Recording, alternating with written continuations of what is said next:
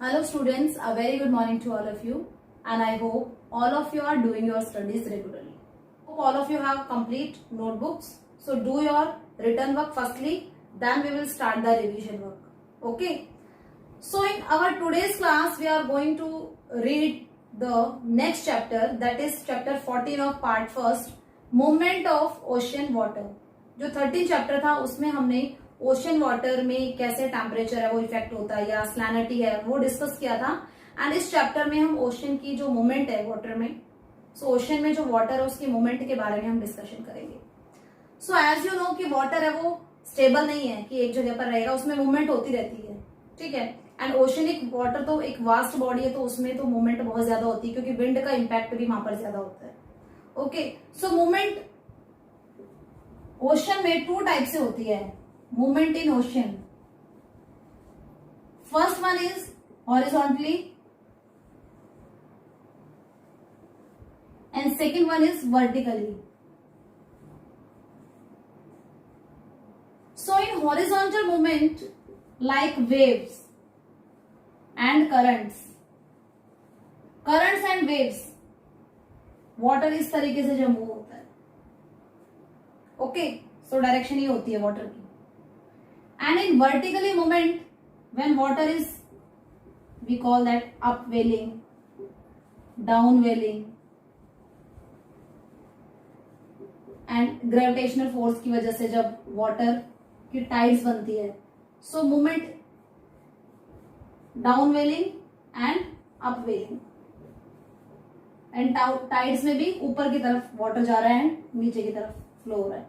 So tide, downwelling, upwelling, these are the vertical movements, and waves and currents are the horizontal movement. So let's read about the waves. एक बार इनको हम detail में study करते हैं थोड़ी सी. So suppose this is ocean surface. Ocean surface है and this is ocean floor. सो जब wind blow होती है और इसका फ्रिक्शन जब वाटर के साथ होता है तो इसमें जो मॉलिक्यूल्स होते हैं वो सर्कुलर मोशन में मूव करना स्टार्ट कर देते हैं.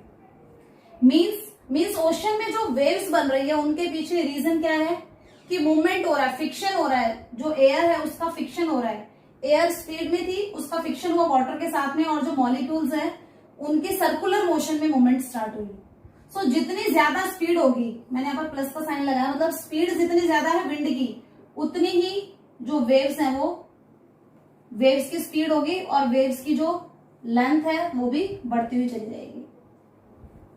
ओके. तो डिपेंड किस पर करती है जो वेव लेंथ है या वेव्स के आगे बढ़ने की जो स्पीड है वो किस पर डिपेंड कर रही है? एयर स्पीड पर. जो विंड की स्पीड है उसके ऊपर डिपेंड कर रही है कि वेव का साइज क्या होगा या वेव है वो कितनी फास्टली मूव करेगी. Okay. So next term is wave break. ये तो हमने पढ़ा कि वेव्स है वो कैसे ओरिजिनेट हो रही है, कैसे ओरिजिनेशन हुआ है उनका. विंड आती है जब स्पीड में तो फ्रिक्शन की वजह से वेव्स बनती है. So wave break is another term. एक वेव ब्रेक भी है. Again this is oceanic surface. अब तो आपको लर्न भी हो गया होगा. And oceanic floor. ये फ्लोर है, ये सरफेस है, मतलब मीन्स यहाँ पर वाटर है, ये फ्लोर है इसका. Okay. So and this is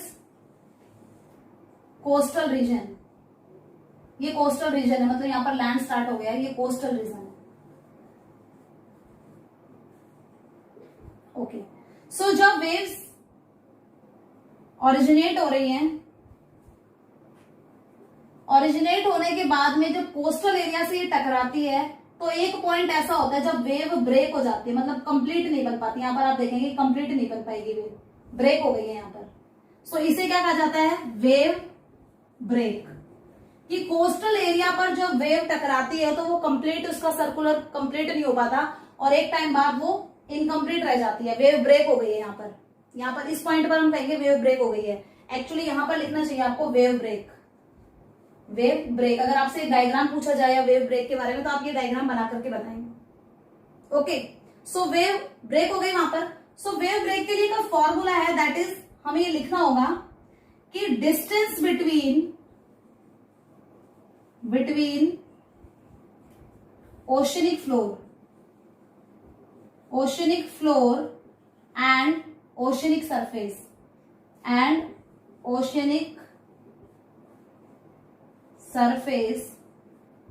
is less than half of the wavelength. Okay, so distance between oceanic floor and oceanic surface is half of the wavelength. Wavelength से half हो जाता है डिस्टेंस इनका. सो ये एक फॉर्मूला है जो कि हमें लिखना होगा. वेव ब्रेक जब हमसे पूछा जाएगा, we have to make this diagram and also write this formula of wave break. Okay, so कुछ टर्म्स है that are related to waves, that is, so waves के ये जो पोर्शन है they are called the crest, and ये जो portion इसे trough कहा जाता है. Okay, and this is called the wave height. Wave की ऊंचाई कितनी, वेव हाइट है ये किस पर डिपेंड करेगी? Speed of wind. जितनी स्पीड ज्यादा होगी उतनी ज्यादा हाइट होगी. Okay, and this is called the wave length. Wave length means एक वेव से दूसरी वेव की जो डिस्टेंस है वो कितना है. Okay, and this is called the period. कितना टाइम लेती है एक वेव से दूसरी वेव बनने में, जो टाइम लगता है उसे पीरियड कहा जाता है. वेवलेंथ जो डिस्टेंस है एक क्रिस्ट से दूसरी क्रिस्ट बनने का. ठीक है, तो जब अप्स होते हैं they are called the crest, and जो डाउन्स होते हैं they are called the trough. And this is the height of the wave. किस पर डिपेंड करता है? विंड पर. Okay, so after waves we will discuss the tides.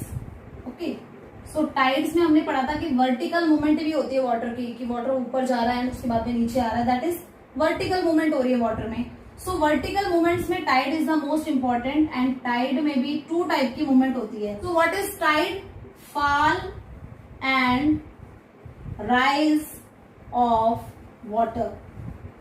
ठीक है, वाटर का ऊपर जाना एंड उसके बाद में नीचे आना, these are called the tides. ये 2 टाइप्स के होते हैं. फर्स्ट वन इज एब.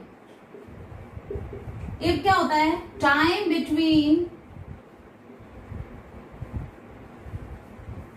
High tide and low tide when water level falling. जब वाटर लेवल फॉल होता है तो उसमें high tide and low tide के जो बीच का टाइम है that is called the ebb. And second one is flow. Second type of tide is flow. It is a time between low tide and high tide when water level rising. जब water ऊपर की side जाता है तो जो सबसे low tide है and सबसे हाई टाइड है उनके बीच का जो ड्यूरेशन है that is called the flow. Means यहां पर क्या था? Time between high tide and low tide when water level falling. जो वाटर लेवल फॉल हो रहा है नीचे की तरफ, तो सबसे जो हाई टाइड है एंड सबसे जो लो टाइड है उनके बीच का जो ड्यूरेशन है दैट इज एब. एंड जब वाटर रेज हो रहा है ऊपर की तरफ जा रहा है तो उसमें सबसे लो टाइड एंड उसके बाद में सबसे हाई टाइड, इनके जो बीच का ड्यूरेशन है that is called the flow. Okay, so आपको पता है कि जो टाइड्स होते हैं they are because of the some forces इनके बीच में काम कर रही होती है. कुछ फोर्सेज की वजह से आपने पढ़ा भी हुआ कि ग्रेविटेशनल फोर्स वर्क कर रहा है यहाँ पर. Okay, so which factors are responsible for the tides? Tides हमें पता है ग्रेविटेशनल फोर्स की वजह से, हम पहले भी हमें पता है कि factors responsible for tides. Tides क्यों आते हैं? देखिए, टाइड्स के पीछे 2 रीजन है. First is gravitational force. Gravitational force यहां पर सन एंड मून का कंबाइनली एंड अर्थ का ग्रेविटेशनल फोर्स है, उसकी वजह से टाइड्स आते हैं. And second one is centrifugal force. Okay, तो अब समझते हैं हम gravitational force and centrifugal force. So suppose here is the earth, okay, and this is the moon. Moon का साइज सन से काफी स्मॉल है, बट क्योंकि मून सन से ज्यादा पास है अर्थ के, तो ग्रेविटेशनल फोर्स सन की बजाय मून का ज्यादा इंपैक्ट पड़ता है. मून के जो ग्रेविटेशनल फोर्स है उसका ज्यादा इंपैक्ट पड़ता है हमारी अर्थ पर. ओके, सो ग्रेविटेशनल फोर्स की वजह से, एंड ग्रेविटेशनल फोर्स का ज्यादा इंपैक्ट लैंड की बजाय वाटर पर ज्यादा होता है. मीन्स जो वाटर है उसमें वो ज्यादा अट्रैक्ट होगा. मीन्स जब ग्रेविटी होगी मून की, है वो ऊपर उठेगा. ठीक है, तो मून की ग्रेविटी की वजह से जो वाटर है ओशंस में वो ऊपर की तरफ उठा. सो अब वाटर ऊपर उठेगा तो ये वाले जो यहाँ पर जो ओशंस है उनका वाटर लेवल कम हो जाएगा. सो यहाँ पर आ जाएगी हाई टाइड. हाई टाइड होगी, अट्रैक्ट हो रहा है वाटर, एंड जहां से ये कम हुआ है दैट इज लो टाइड. यहां पर बनेगी low tide. Okay, so second force क्या है? Centrifugal force. आपने न्यूटन का थर्ड लॉ पढ़ा है, that is to every action has an equal and opposite reaction. उसका अपोजिट रिएक्शन क्या होगा? यहां पर फोर्स पड़ेगा. यहां पर फोर्स था, उसका अपोजिट रिएक्शन हुआ, दैट इज सेंट्रीफ्यूगल. एंड कुछ जो जियोलॉजिस्ट हैं वो इसे अर्थ की रोटेशन की वजह से भी यहाँ पर टाइड्स आते हैं, कि अर्थ रोटेट कर रहा है उसकी वजह से भी यहाँ पे टाइड आ रहे हैं. सो या तो आप सेंट्रीफ्यूगल को अपोजिट रिएक्शन मानिए, इस इधर की साइड टाइड्स है उसका, या फिर रोटेशन की वजह से. बोथ आर करेक्ट अगर आप दोनों में से कुछ भी लिखते हैं तो. सो ये था सेंट्रीफ्यूगल फोर्स. तो यहां पर भी हाई टाइड.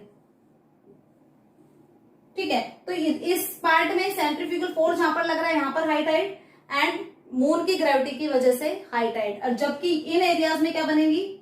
लो टाइड्स. तो ये दो फोर्सेस हैं जो वर्क कर रहे हैं टाइड्स के लिए. Okay, so as we know moon हमारा नेचुरल सैटेलाइट है जो अर्थ के चारों ओर रेवोल्यूशन करता है. सो कुछ सिचुएशंस क्रिएट होती है, यहाँ पर पोजीशन बनती है मून की जिसकी वजह से ग्रेविटेशनल फोर्स आते हैं. सो first one is perigee and apogee. So perigee and apogee में लाइक अर्थ इज हियर,